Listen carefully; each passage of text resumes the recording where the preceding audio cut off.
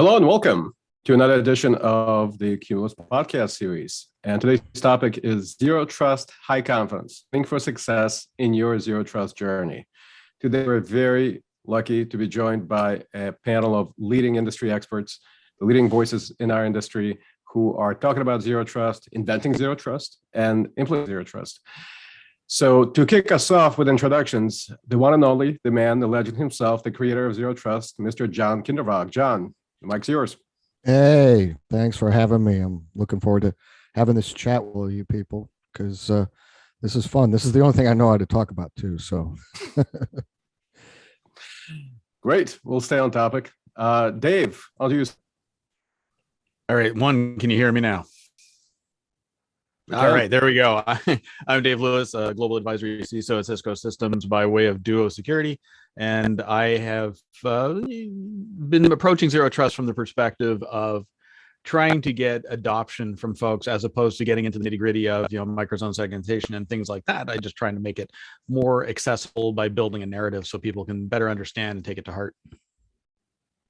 Awesome. Thanks for being with us. Drew, on to you, sir. Hey, thanks for having me. I'm Drew Church. I am a global security strategist at Splunk, dealing all manners of things security here. So doing stuff with zero trust data sources, partnering with folks like Cumulus, Duo Security, Cisco Systems. We love our partner ecosystem. So really glad to be here. Been around the Fed life for a very long time, though I don't cover just Fed anymore, but this topic near and dear to my heart. Wonderful. Thanks for making the time for us. We know you guys are busy right now. Everybody is. Oh boy. Especially you. All right, on to Tu. Hi everyone, Tu Lu, Chief Product Officer at Cumulus. I head up the development of security compliance automation tools. And I've been looking at Zero Trust from the perspective of security controls, like how I look at everything else in the world. So eager to talk about that today, so thanks. Fantastic. Thanks, Tu, for being with us. And I am your host, Igor Volovich, VP at Cumulus. And I've been talking about Zero Trust, writing about Zero Trust on and off, but definitely not as much as John and the rest of you guys. But I'd love to talk about the concept. And I'll be moderating today's session and asking some of the leading questions and getting us kicked off. So let's talk about what's going on right now in the industry. We see a lot of effort in the federal space, especially now, moving towards zero trust. CISA is releasing an architecture framework.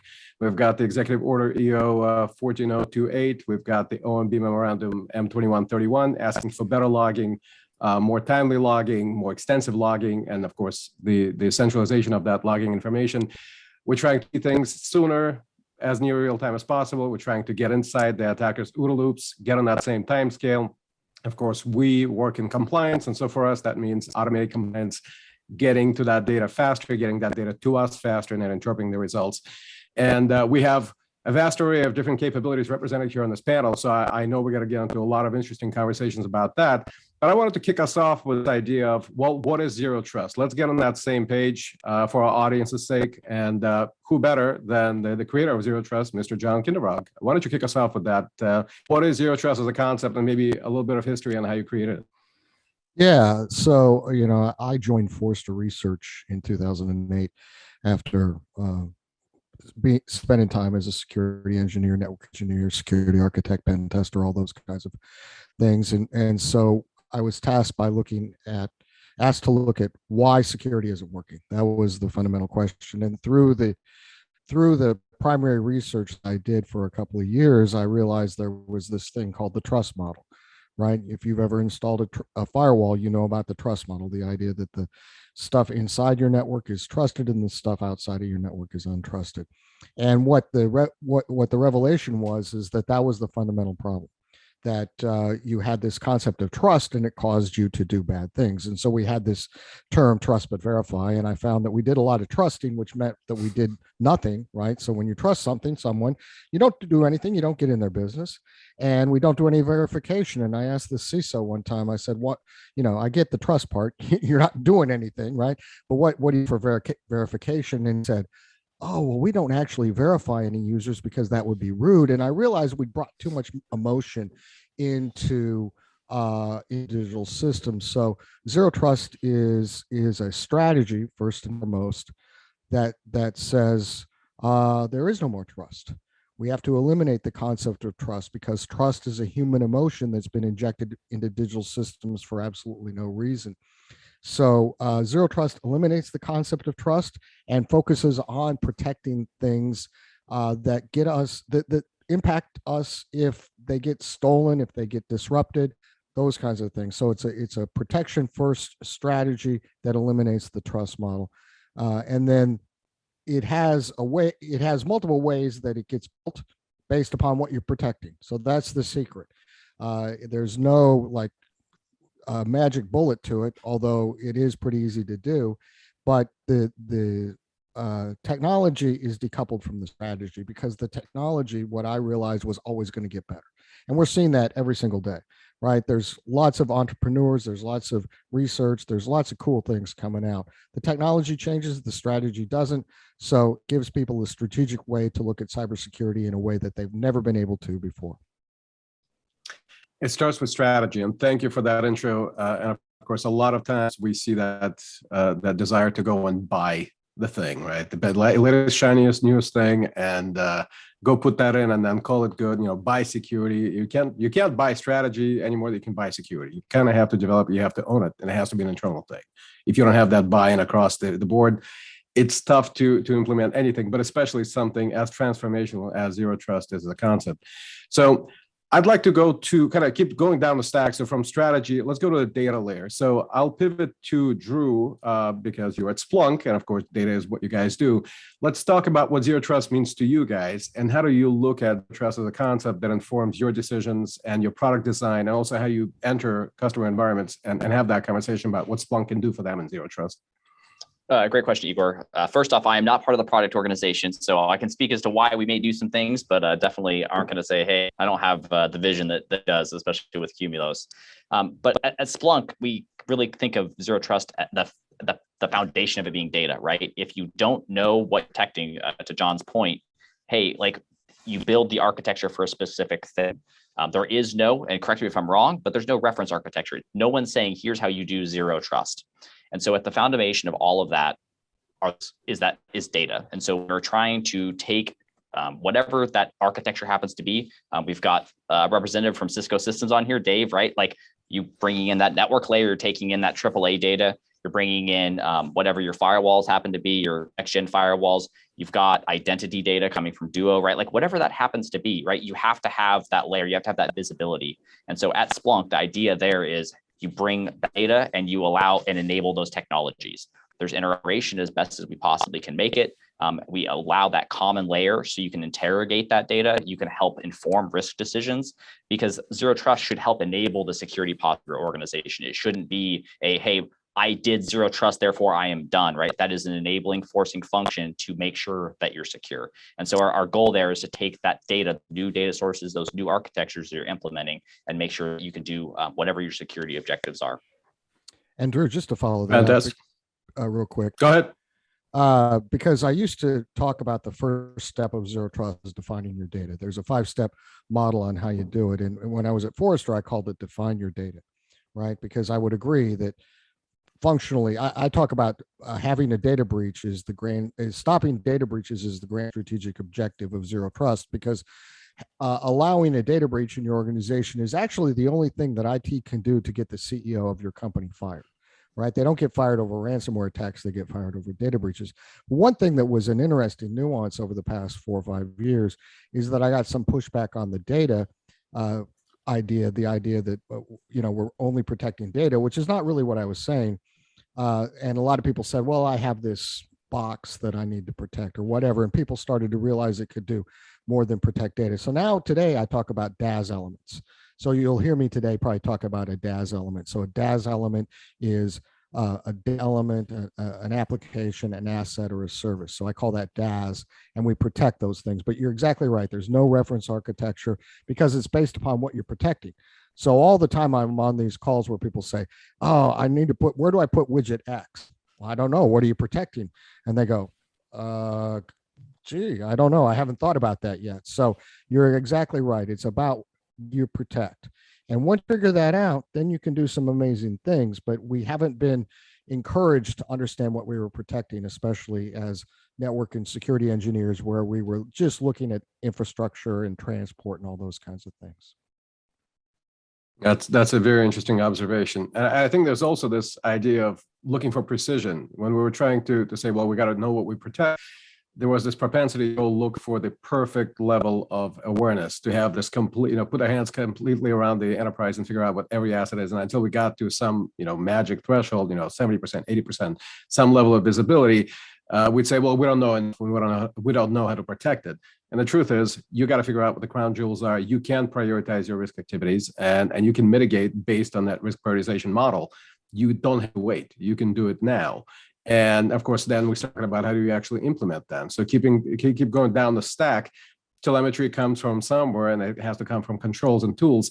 So let's talk to Dave now about what that means from your perspective. What are the instruments? What are the tools?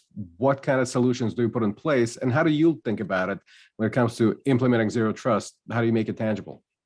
So the way I approach it from a discussion of risk, and also making sure that any organization that's trying to get down this path does an assessment of their users, devices, and applications within their environment, much to what John was saying there.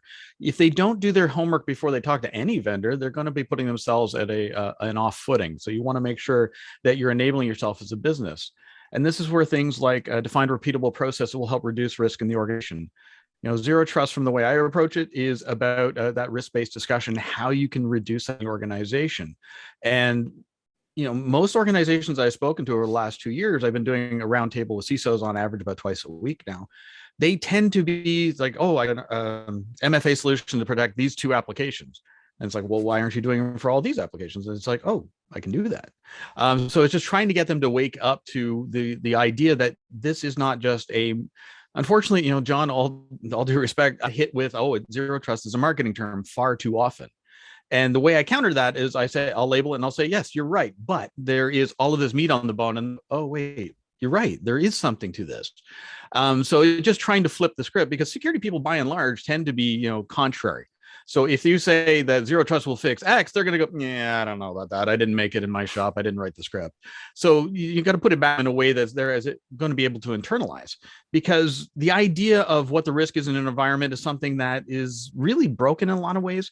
One power company I worked at back when the world was flat, we had this setup where you had to go into a room to use KVM switches to work on production systems. And then me being me, I was sitting at my desk one day and I tried to RDP to one of those servers and I got right through. So there was no network zone segmentation in that example. It was just, the great Oz saying, don't look behind the, and they accepted that as being actual security. And it turned out it was a flat network. We were able to remedy that in very short order. But before you get into buying any tools and things, like all of the vendors that are here are more than willing to help, but you need to make sure you have a cohesive strategy. You need to do your homework before you talk to any of us. We're all there to help.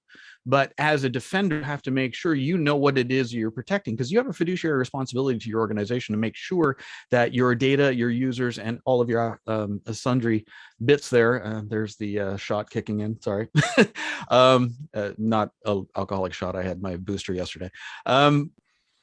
Yeah, you just really want to make sure that we are approaching this in a way that is going to be sane and a defined, repeatable process, so that that risk does get reduced overall. And as you develop, as you go through a maturity model, you'll get to that point where, John's overarching message absolutely applies, but you've got to do your homework before you can get to that point. And just to fill in that a little bit, there's 2 places where this resonates. Zero trust resonates tactically to people who want to implement it, although you're right, they are contrarian. So a lot of battles have been fought down there in those trenches, because that's not the way we've always done it. Well, that was always the number one objection to zero trust. But the early adopters were all leaders, right? It resonated up to the highest levels of the organization. It's not surprising to me that the president issued his executive order mandating zero trust for federal government agencies on May 12th, because I've been working inside the U.S. federal government for a decade on this. It just takes them a long time to move as quick as some of the private sector companies do. So as people in the audience think about this, think of who is the person you're messaging this to. Are you messaging it to a tactical person, somebody who does this with the tools on a day-to-day basis, or are you messaging to a strategic person, somebody who could care less about the technology, who doesn't know spanning tree from the span of a bridge, but you have to explain why cybersecurity is important, which they already know, but why you have a way to do it that resonates to them. Agree completely. Couldn't agree more. Well, and the word strategy keeps coming up, and I think it's important to understand what we mean by strategy, right? To me, at least the way I look at the world is strategy is a filter. It's a filter for knowing what to do, and most importantly, what not to do. And to really prioritize your efforts, because you have a finite amount of bandwidth and capability and time. And really there's that temporal dimension here also that we talk about. It's not just about being secure or getting to mitigate a risk. It's also on what time scale. And when we have this kind of the built-in, organically inherent asymmetrical model of cybersecurity, the defender is always on the defense, right? We've got the world against us, and we have limited resources. And for them, sometimes they have infinite resources, or at least infinitely scalable resources. I call it that. So probably how do we fast resources is really what they have, right? Bingo. Because they have speed on their side. Think about it. Hackers don't have change control, right? When was the last time you heard somebody, well, I tried to hack so-and-so company, it didn't work. When's my next hacking window? And Hacking Central says, well, we need to schedule a hacking control meeting with all the people who are going to determine that, and that'll be 2 weeks from Monday. And then in 3 weeks on a Sunday night that happens to be your daughter's third birthday, that's going to be the time when you're going to get to the hacking again, right? So automatically, our decision-making process, you talk about being inside the OODA loop. I mean, there's no OODA, there's no loop, there's no, we're just, we're just flying around the world. I don't know what we're doing, So John Boyd would not understand what we're doing in cybersecurity, I don't think. Yeah, I agree. I think that's the whole point, right? That we don't spend enough time organizing these efforts. And also, let's be reasonable about it. We are all over the place, and you're absolutely right. I agree with it completely. That we have, we've done a fair amount of effort trying to combine our efforts. We've tried to do the public-private partnerships. We've done the ISACs. We've done all of those things. But ultimately, everyone's kind of on their own. I mean, we have the forums and we do have our industry collaboration, but by and large, every environment stands on its own. Yes, when the bad things happens, you call the FBI and then they'll come and draw a chalk line around your outfit, and that's nice. But nobody's keeping the bad guys at bay. And yeah, they might noodle loop, but we kind of don't. We're flailing. A lot of times we're just flailing at the wind or tilting at windmills. And that's problematic. So, of course, recognizing that, we came up with these things called frameworks and standards. And we said, look, if you follow them, then bad things won't happen at such a frequency or maybe at such a damage. And so we applied those, but we kind of divorced compliance and security. The things that those standards and frameworks were supposed to bring to us, which was the reduction in risk, became kind of their own exercise, became their own pillar, became their own function. And now we've got these armies of ISOs that, let's be frank, are very early in their careers, don't have a technical background. They basically do clerical work a lot of the time. And that value, the security value of those standards, has kind of gone by the wayside. And so we've got compliance doing compliance, security doing security, and the bad guys are kind of going right in the middle and doing whatever they want to do. And so to me, it sounds like there's definitely an opportunity to not so much run out and go buy the latest thing, but can you understand the value of the asset you already have in place? Can you take advantage and leverage the telemetry you already have in place from the controls you have in place? Can you understand what the security value of those controls is? And for that, you have to centralize the data. You have to organize that data. You have to understand what the patterns are in that data. And then you have to have some kind of a visual layer so that the humans can understand it and interpret it. Because frankly, that's ultimately, we want the humans making decisions, not machines. We want the machines doing what the machines are best at, which is collect information quickly, deposit it, find patterns in it. But then ultimately, the decision about risk is a human decision. And so for that, I'm going to pivot to two. He is Cumulus's product manager, or the chief product officer, and understands this better than most of us, I think. Tell us about that part of it, and what role do you think that plays in Zero Trust, and kind of visualizing the controls you have in the environment from a perspective of Zero Trust, understanding what you have in place, understanding your enterprise, and then having it kind of centralized and presented to a human for decision making. Yeah, sure. So let me start with kind of how I understand and envision the zero trust model. Right? I come from a software development background, so I'm going to date myself a little bit. But when I started first hearing about zero trust, the first thing that came to mind was, maybe about 15 years ago when service-oriented architectures were hot, and you had this concept of all companies, organizations having services, and you could dynamically discover services within your organization, across organization, and then you could dynamically invoke and utilize those services, right? So in that sort of a model, there's no trust because you don't really know a priori who's discovering and using your service, right? So, fast forward 15 years, I don't think that model has really manifested itself in the way it's envisioned, but we are kind of operating in a similar environment, right? Not so much with the concept of web services that we were thinking about 15 years ago, but just the concept of people using cloud service today, SaaS applications, erosion of the perimeter, and so forth. So it is essentially a zero trust environment. You really don't know who's invoking your applications, your services, who's accessing your networks and devices. So then I look at it from the perspective, okay, if we are operating in this environment where there's zero trust, what security controls do you need to be in place so that you can operate in this type of an environment effectively, right? So a lot of, obviously the controls around access management, least privilege, remote access, those types of things come to mind, right? And then, okay, so now, we've got a good understanding of what kind of controls you need to have in place to be able to operate effectively and securely in this zero trust environment. But then there's a problem of how are those controls being assessed today? Are we assessing them in a timely, critical manner, right? Like the way we're doing things today, you're doing assessments at best every 3 months based on someone going to interview a development team, asking them how they've implemented least privilege. And when something hits and you look back at your SSP report that's 3 months old and you have no idea if you've implemented least privilege properly, to protect against whatever the latest attack or vulnerability is, right? So that's why I think, looking at it from a controls and data perspective, you got to be able to monitor in real time, near real time, the relevant controls to ensure that your zero trust environment in which you're operating in is secure. Without these, you're just not going to be able to survive, essentially. So yeah, like I said at the beginning, I look at everything from the perspective of security controls and what you need to have in place to operate in the environment that we're in today.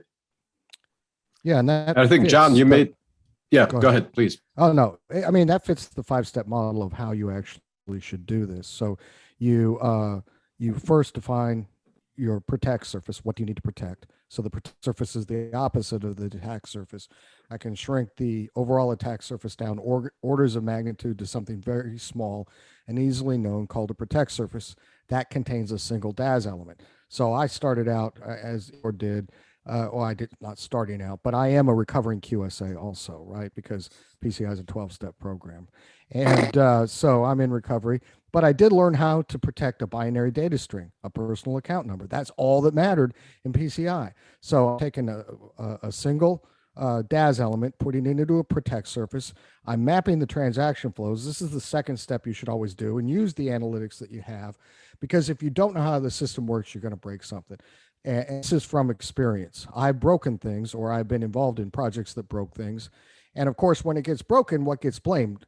Zero trust, not the fact that you didn't know how your system worked.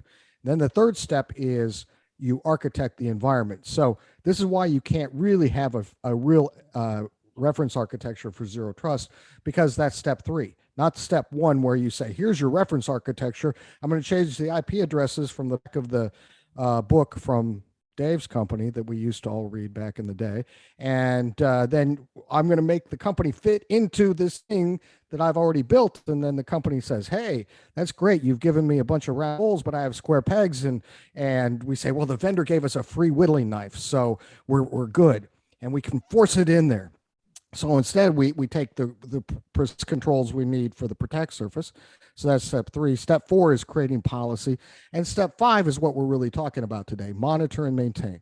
Take all of that data. I used to call it the digital exhaust, right? Take your digital exhaust, bring it into a system where you can do as much, we call it machine learning now, or artificial intelligence. One friend of mine calls it statistics plus if statements, which I love, is a great distinction of what artificial intelligence is, a bunch of if statements. But monitor and maintain, so we can re-inject it back into the system to create an anti-fragile system. So if you're familiar with the concept of anti-fragility from Taleb, Zero Trust makes that particular protect surface anti-fragile, because what we do is we take all of that telemetry and we use it to make everything else better over time.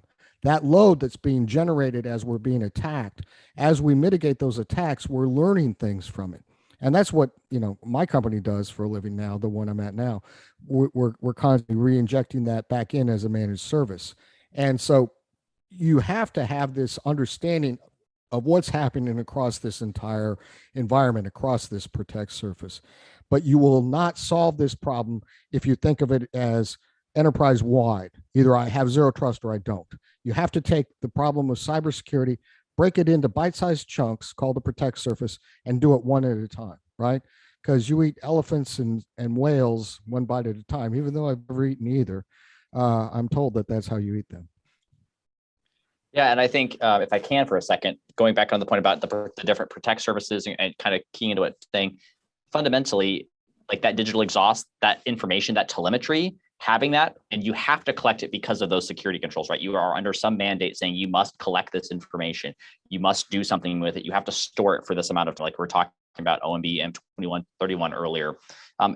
But that enables really advanced analytics. And that's what I'm so personally excited about from a Zero Trust perspective, right? Where it's no longer just, hey, we have the data and it's sitting in a corner somewhere, but we're able to say and look at that protect services you, John, and say, hey, like, what does that look like? And so at Splunk, we're talking about risk-based alerting. And so we're able to take that deep telemetry and actually tie it to some interesting things. We're able to build those patterns of behavior, and we're able to say, hey, what does this risk look like? So when we're saying, hey, we're talking about this particular widget that we're trying to protect, that DASM, is that what I heard? DAS element. DAS element, right? Element. DAS element, right? So we've got that, and we're saying we're looking over time. How is that either as a risk object, right? What's happening to it? Like, what's going on? Is that incrementing over time? What's the priority? What's the categorization? So all of that fits together, and we're looking at that from a risk-based model. And that same information that we're gathering from a compliance standpoint, we're able to visualize and do controls and have real-time assessments from a compliance point. We're also able to then bridge the gap over to security operations. And I think that's really where all this like rubber meets the road, because from that tactical level where that war in the trenches is going on, where they're saying, I hate phrase Zero Trust, but if you just stripped off Zero Trust and talked about the things that it's enabling, right? Like they're like, yep, I like that. I like that. I like that. I like this, but you never mention the word Zero Trust. They're a fan, but then you throw Zero Trust and they're like, they kick you out of the conference room. So don't ever out of the conference room. Well, when you're like 5 foot people. Yeah, when you're 5'4", I'm pretty easy to toss out of the conference room. Okay. So my point in all of that saying is like you can actually start building those bridges. We can start taking that digital exhaust to the telemetry, and we're able to do stuff with it. I think that's really compelling because it helps the executives, the C levels, and it helps the practitioners, and you're able to actually achieve something. It's exciting. And you said something that actually is pretty profound. You said that people are doing this getting this telemetry because compliance mandates them to do it, and you listed a whole bunch of numbers that kind of I don't care about anymore. But that was always the thing that was amazing to me, is we needed to have compliance to do that.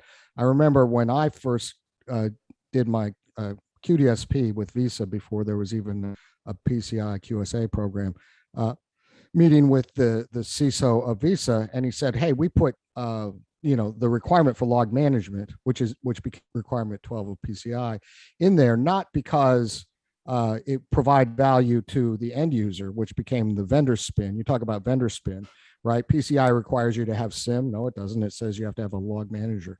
But we put it in there not for them, but for us, because we would go into these places and no one had any data about what happened. So that was put in by the card brands to make sure they had data to do investigations. And the fact that no one ever wanted to see that data before they were compelled to do it speaks to some of the problems that we fundamentally have in this industry, where we are too compliance driven and we wait for failures of corporate governance to force our hands to do the things we should have been doing already. And this is something that fundamentally has to change. And this is what leaders understand about zero trust, right? So what trust actually brings is grand strategy to cybersecurity. This is what the DoD has talked to me about a lot, because grand strategy is the ultimate goal that any entity is to achieve, and it's defined by grand strategic leaders. So the CEO, the President of the United States, the board of directors, those are grand strategic leaders.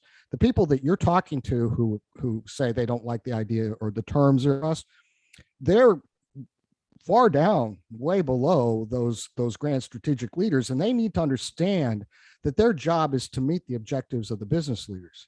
And this is where the disconnect has happened.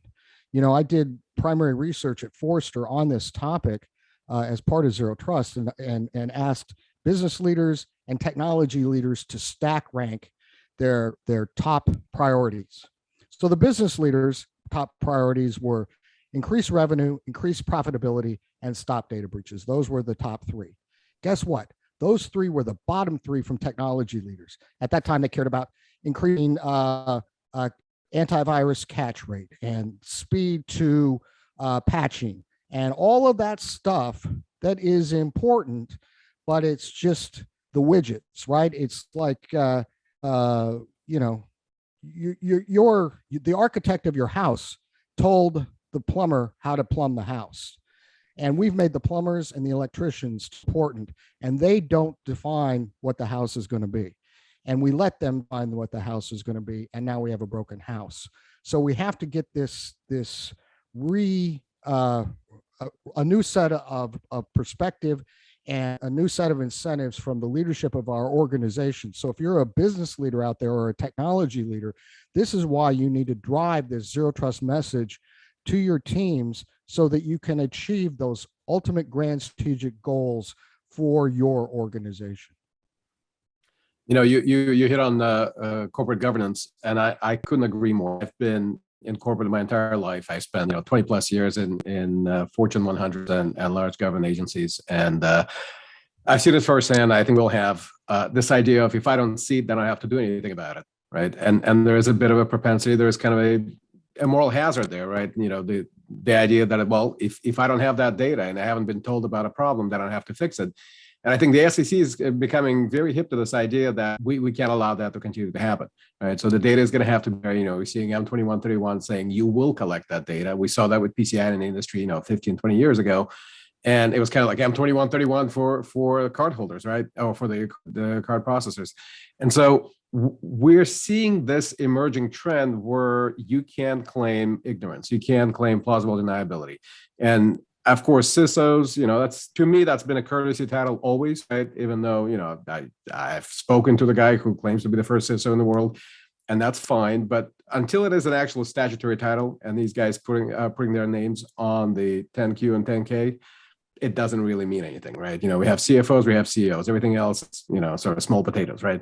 And so until a CISO is signing off on controls personally, and that carries a legal liability, then we can start talking about it. But I think we're moving in that direction. At least the SEC is looking at it for the public companies. We're seeing it in federal space. You can't claim ignorance. You got to have the data. You got to look at the data, and you got to know what it means. And then you're going to have to make decisions, and you're going to have to stand up and answer for those decisions. We saw what happened with SolarWinds. We saw what happened with Colonial Pipeline.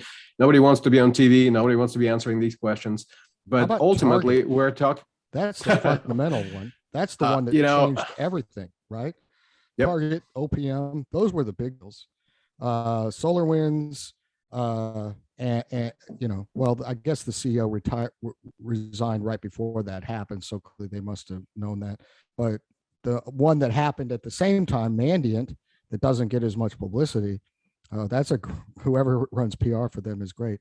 How did he keep his job? And he's a friend. I know the guy, right? But what has to happen is that these executives have to take responsibility for the cyber and the technology stuff, because it's just as important. It's no longer a cost center. right? We used to say that that was a cost center, and well, we have to live with the dang IT people. You know, they're the Department of No, and you know, the cyber people, they're the Department of Heck, double heck no, right?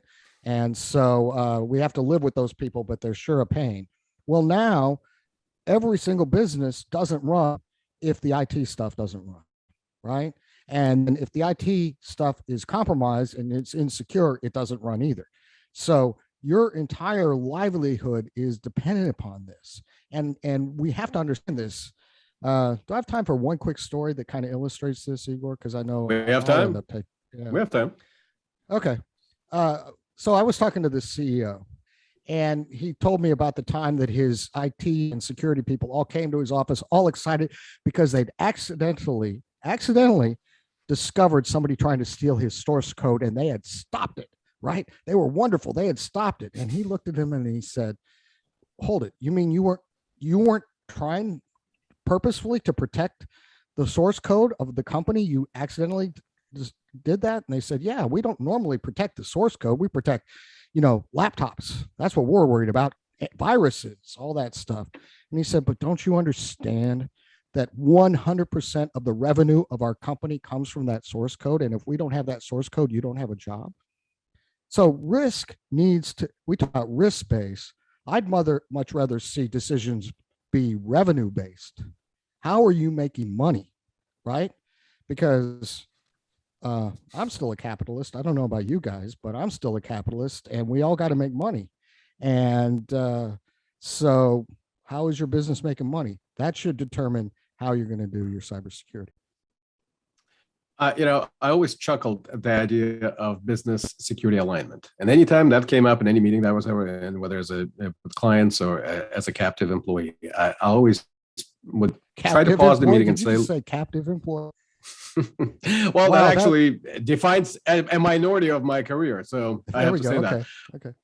But I always try to kind of pause the meeting and say, look, what are we talking about? Alignment. Why are we saying alignment? These things have never been apart in the first place. Stop treating security as a separate silo. Stop treating it as a separate function. It should be a dimension of all your functions. And you should look at it from a perspective of how does your business make money? Exactly to your point. How do you make money? And then everything else flows from that. If it doesn't support your revenue model, if it does not support your value chain, then don't do it. All right. And I think it goes back to that strategy as a filter, knowing what to do, but most importantly, knowing what not to do, because you have to limit your use of resources. And so we have a question actually from the audience, and I'd love to hear the panel take a crack at it. So how would zero trust map to NIST 853 at tier 1 organization and tier 2 mission and business objectives? I think we talked about it a little bit, but maybe you guys want to sound off on that a little bit more. Who wants to go first? Dave? Dave says no. No. Dave's not here, man. I'll step away from this one myself. All right. How about Drew? I'll take a first little thought on tier 1 and tier 2, right? I think it all comes down to the architecture and the implementation of how an organization approaches doing the risk management framework. When they take a look at this and they say, hey, the hierarchy systems, sites, et cetera, the inheritance of controls, shared controls, et cetera, by and large, unless you are a agency level, cabinet level head, or at some at seat level executive, they're not thinking about your job is to focus on the system. And so it upscale that conversation to John's point a little bit ago, and saying, hey, we need to start tying this to business outcomes, mission outcomes, if you're in the federal space, right? Is zero trust is about you mentioned the 5-step process, John, right? We're talking about, hey, we need to identify what we're going to protect. And so we need to understand that as it relates to the mission or the business that you're supporting. And so you need to know what in the DoD, we call it key cyber terrain. Hey, we have this warfighting area, we need to protect it. So what is that? How do we do that? And that's where I think zero trust maps in, because you have to do that definition up front.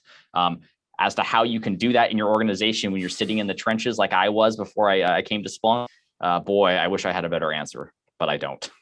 Well, and these are control objectives or control lists that may or may not be relevant to any particular protect surface that you're protecting. So it's not like that you're ever going to have a one-to-one mapping, but it's not completely disconnected from it either. And you see a lot of the federal government moving in a little more different direction anyway. So I don't know that you have to have a mapping. This is one of the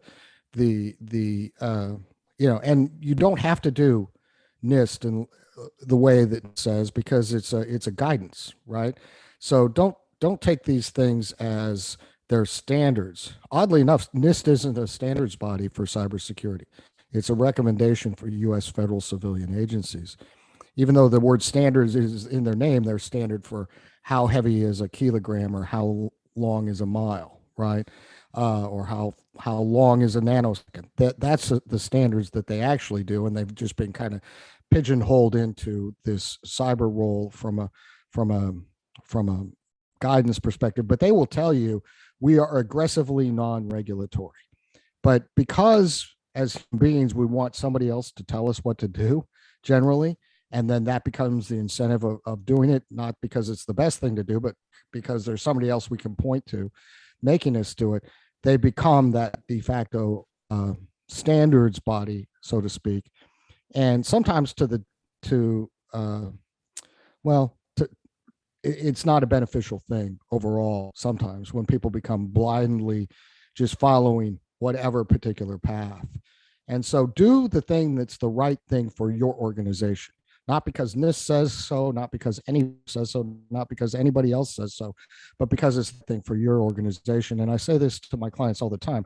I don't want to hear that you're a so-and-so shop, right? Whether you're, a Splunk shop, Cisco shop, whatever, Cumulus shop. You should never say that. You should say, I'm an X shop, name of my company that pays my paycheck. And once you get into that mindset, then you can start making the best decisions for you guys that may include technology from all the people up here. Who knows, right? Because there's plenty of opportunity and for all of us in this industry. But at the same time, you have to have the right perspective for you as a stakeholder in your company so that you can meet the grand strategic objectives of your organization. And I think we have to recognize that in the end, it all maps to risk, and the risk is all about the business. And you can't have these things exist as a technology layer by itself. Can be a silo with existing as a compliance department that just does compliance. All these things have to be built together. And the phrase that we've been saying for a little while is converged continuous compliance, where we basically are trying to derive security value out of compliance data by recognizing that it's all the same data. It's not compliance data. It's not security data. It's data. It's data about your enterprise. It's telemetry about your systems and your controls and your assets. And you bring it all together and you try to find patterns that matter to you. And you have to apply different lenses. And so you might have a compliance lens from a particular framework that you care about or that somebody is asking you to care about and report on, and you do that. But you're not collecting against that framework. You're collecting because you are informed by risk. You are driven by risk. The objective is to reduce risk, mitigate risk. And by applying zero trust as kind of a defining concept, the strategy for your enterprise is about, again, creating those protect services, minimizing your damage or minimizing the potential for damage by reducing what it is you have to protect. And so that's really the overarching objective. And I mean, that's kind of your strategy in 30 seconds or less. Now, how you implement it, that's where the challenges come in. And I'd love to pivot to two on this, because obviously you're a compliance expert. You live in the controls and the frameworks for a living. I'd love to hear from you. What are your thoughts on this? What role do these control frameworks play in establishing kind of that foundational baseline of telemetry, of asset awareness, of control visibility, as kind of in a building block of establishing good visibility to your environment? So my approach, my take on this, if I was the CIO of an organization, right, I would say, okay, what does it mean for my organization when I'm operating in a zero trust environment? What are the threats and risks to my operations, my business, my revenue, right? And then what controls do I need to have in place to protect it or mitigate it against those threats? So that's kind of the strategic approach I would come at it from. And if you want to get tactical, getting into specific NIST controls that come to mind, there are some that are pretty obvious, right? If I go back to, again, some of the challenges we ran into trying to implement this within sort of the concept of service-oriented architectures, a lot of challenges around, identity access management, federated access management. So those types of capabilities, a bunch of controls around that, AC0206 dynamic privilege management. I can spew out a bunch of these, and it'll probably put people to sleep, but there's some sort of core set of controls around kind of the identity access management, federated access management, privilege management areas that you'll want to have good visibility into how well you're operating in those domains, right? And then all the other ones, again, goes back to kind of looking at the risks against your organization in this type of a zero trust environment, and what controls do you need in place to mitigate against those risks. I appreciate that. Well, and we certainly understand the need to have this kind of a consistent approach, right? And that's where the frameworks can be very helpful, and they can guide our efforts. And it's something to map to, of course, and it's something to say, look, we have a way to look at our environment, and maybe to provide some guidance towards our architecture. And that's actually a follow-up question from Kay Bays. He believes that, or she, I'm not sure, believes that we should go beyond the controls and touch based on what he considers enterprise level systems at the architecture and engineering level in order to function properly. And I think, for me, architecture, and especially enterprise architecture, solution architecture is about the things, and enterprise architecture is about the way things play together, right? It's kind of the space between the things and the way they connect and collaborate and produce results. And when we look at enterprise security, I agree with that. I would just add that controls don't apply just at a system level. Right? They could apply at an enterprise level and organizational level. So yeah, there's controls at different levels, and they would be relevant to kind of what levels within the organization you want to target these solutions around. So that makes perfect sense.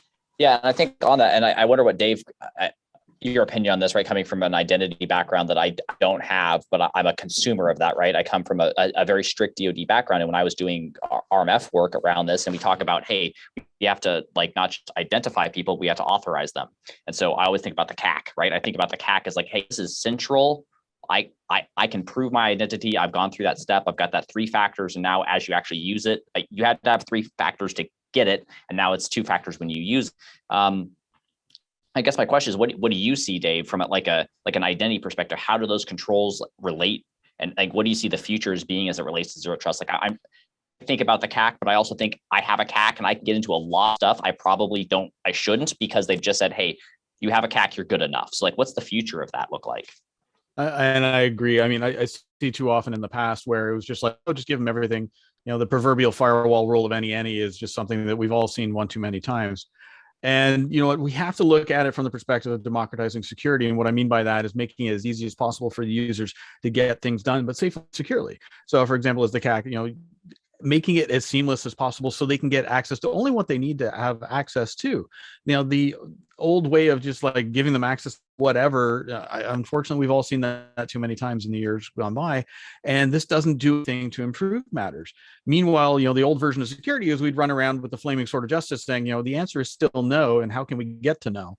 And we have to make sure that we are an enabler, because security has always been, barking at cars as they went by, and we finally caught the bumper. So now what we have to do is fundamentally look at ways that we can, justify why we have that seat at the table. We have to make sure that security is baked in from the beginning, and we're looking at reducing risk and saving money. And ways you can do that are looking at, streamlining the security process for a user, as an example. So something as simple as multi-factor authentication, biometrics, passwordless. That's just one of many different aspects of talking about the zero trust conversation, but trying to make this easier for business to execute and get things done. Because far too often I've heard people say, "Oh, we have to innovate faster," and it's just well, it's kind of hard to do that if you don't have a framework to operate within. Now, zero trust absolutely gives us that strategic framework to operate within if it's implemented in a way that makes sense. And, I don't remember who said it earlier, but it's exactly that. It's a battle of increments. You want to go through and celebrate those wins as you go, because there is no ability to boil the ocean. There's no nonsense of, I'm zero trust certified now. First person that does that, I'm going to throw something at them. But we have to really understand it really is about reducing risk, and humans being humans. When you got fingers touching keyboards, silly things are going to happen. I've been perfectly guilty of that in the past. So we want to make sure that we're enabling them to be able to do things in a way that is going to allow them to focus on their core competencies and not have to worry about tools written by engineers for engineers. And to go, because Drew, we're talking about the CAC, right? like that's the holy grail. And if you've ever, you've used one clearly, but if you've ever, I've never used one, I've just watched people use it. And it seems like the most pain in the neck thing to ever exist in human history. I mean, it's literally you're tied to, you know, a I love it. retractable cord, right? I So love you it. have this chain around your neck, literally, that has a laptop on the other end, and you know, for those of us who don't know what the CAC is, it stands for Common Access Card, and you get in trouble when you call it a CAC card because that's redundant, and so you learn those things, but. But we give too many people too much access to too much data. So did CAC solve it? Did identity solve it? No, right? I mean, look at I can prove that with two words: Snowden, Manning. Right? They're so famous. They're one-word people. They're the Beyonce and Madonna of cybersecurity, and they were trusted users on trusted devices. They had the right antivirus, the right patch level. They had robust identity systems, powerful but cumbersome multi-factor, and nobody looked at their packets post authentication, and nobody controlled their access. So I have friends who have investigated both of those things, and one of them was talking to me about one of those events, and how does this person have access to this information that shouldn't be part of their job? And they realized, oh, it's a broken trust model, right? The trust model was the exploit technique of both Snowden and Mann. Those were on air-gapped computers, folks. And so all these things that we said were going to work didn't work. And partially it didn't work because we didn't enforce. We've been talking about least privilege for whatever, but when in the first zero trust report said, you know, you have to invoke least privilege, and it has to be aggressively enforced. It's not just we have the concept of least privilege. Are we going to enforce it? And so this happens to me all the time in the government where people say, hey, we'll get you a clearance. Well, no, no, thank you. Well, what do you mean? Everybody wants a clearance. No, that's the violation of the first principle of zero trust. I don't need to have access to the data to do this job. So therefore, you shouldn't give me clearance. And I want to walk around as the guy with the flashing light and everybody's going unclear, like I'm in a Monty Python movie, because I don't need that data. Right. So we give too much access to too many things for no reason at all, because that's always done it. And when you're doing a zero trust policy, it's completely transparent to the end user. You know, the only time, what's Edward Snowden going to do? Hey guys, let me call the help desk. I was in the middle of downloading this important stuff that I was going to WikiLeaks, and you cut off my access. Don't think so.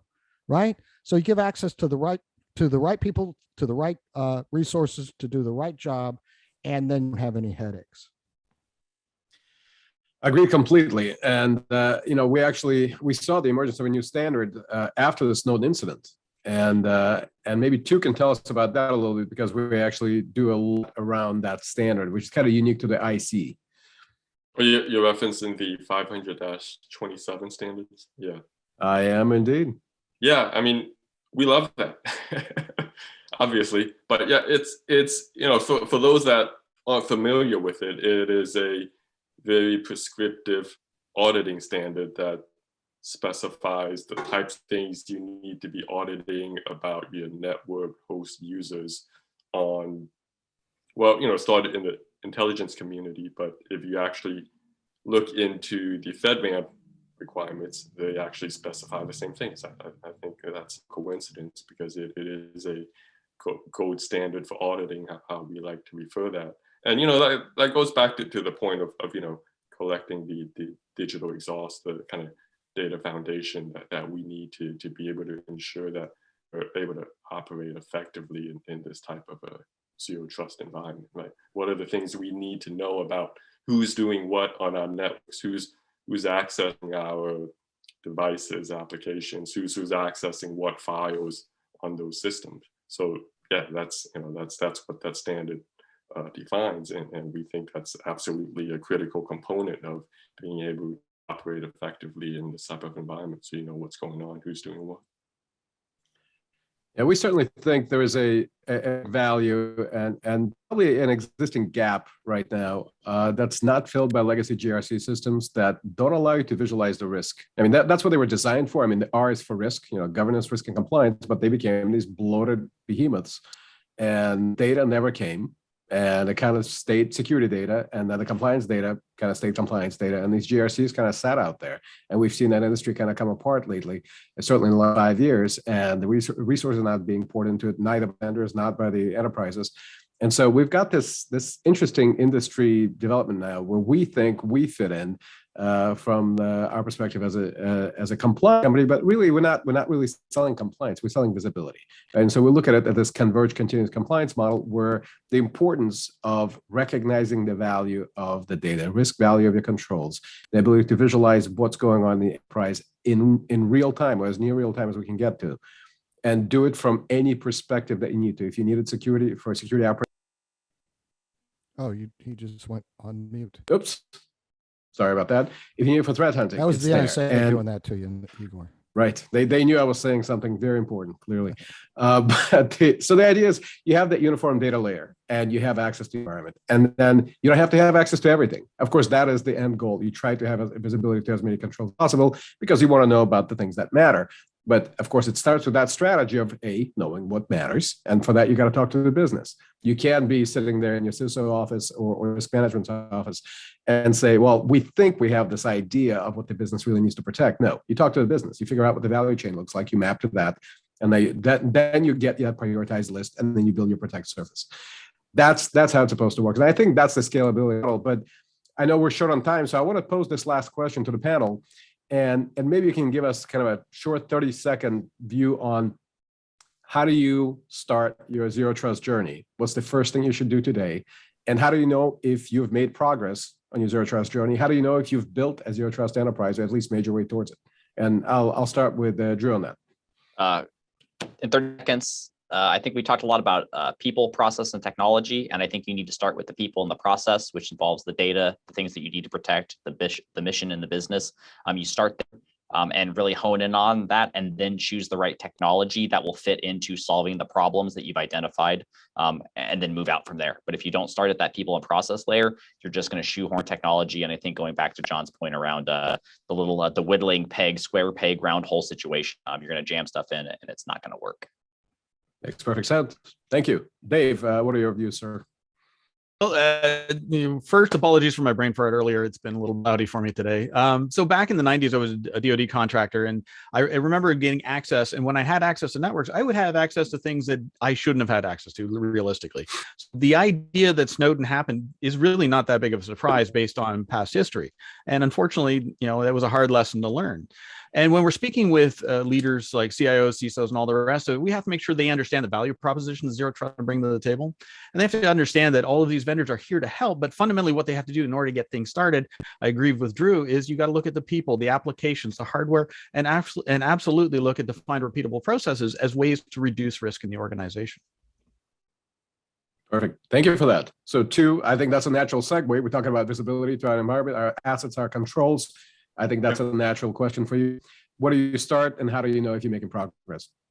Yeah, I mean, I kind of alluded to this earlier, looking at, okay, what does it mean for my organization when I'm operating in this type of a zero trust environment, right? What are the threats, what are the risks, and then what controls do I need to have in place to guard against that, right? Once you've identified that, then you need that real-time visibility into how effective those controls are operating for you. So I would start there, right? And going back to NIST, they've put out some guidance. I'll avoid the term standards, but they have put out some guidances. There's a mapping of the NIST cybersecurity framework to zero trust, kind of what capabilities you want to have in place to operate in this type of zero trust environment. That's great. I like to actually get down to a more granular level. I've sort of done my own analysis of if I was operating in this type of an environment, what controls would I have in place, and specific NIST 800-53 controls, and happy to share that with folks. Obviously, like we talked about, it's going to vary from organization to the other based on kind of the threat modeling, risk modeling you're doing for your organization. But there's a core set of there that's kind of foundational that you'd want to have in place. So I would start with that. And we have something right now that actually allows you to take control of your zero trust journey, at least start and start visualizing progress, correct? Yep. Perfect. All right. And to bring us all home, John. Well, zero trust is really actually easy when you get down to it. People make it more complex than it is. Use that 5-step model. What do you need to protect? You protect surface, understand how it works as a system, then figure out what controls you need for that. You don't need every control that exists. The whole no vendor left behind strategy that a lot of companies have, just buy a lot of stuff and hope that it catch something. It doesn't work. Friend Rick Holland calls that expense in depth, one of the great terms of all time. And then it gets in, zero trust gets instantiated as a policy. So that policy has to be very granular. It's all a set of allow rules. Every bad thing that has ever happened to you happens inside of an allow rule. If you deny something, give yourself a high five, but look at the allow rule. Don't spend too much time focusing on what did we deny? Oh no, that we stopped something. Yeah, forget about it. You denied it. So it didn't impact you. And then finally monitor and maintain it. That's what we're talking about today. You know, it goes back to the old joke about the drunk under the street lamp looking for his keys, not because that's where his keys are, but because that's where the light is better. Well, your keys aren't where the light is, folks. You need more street lamps. Street lamps are like cowbells. You just need more of them. Always need more cowbell, and you always need more street lamps. Fantastic. And with that, we'll wrap up. Thank you, everyone. Thank you, our panelists. Thank you for making time for this. Thank you to our audience for joining us. And it's been Zero Trust High Confidence. Thank you for being here. We'll see you soon.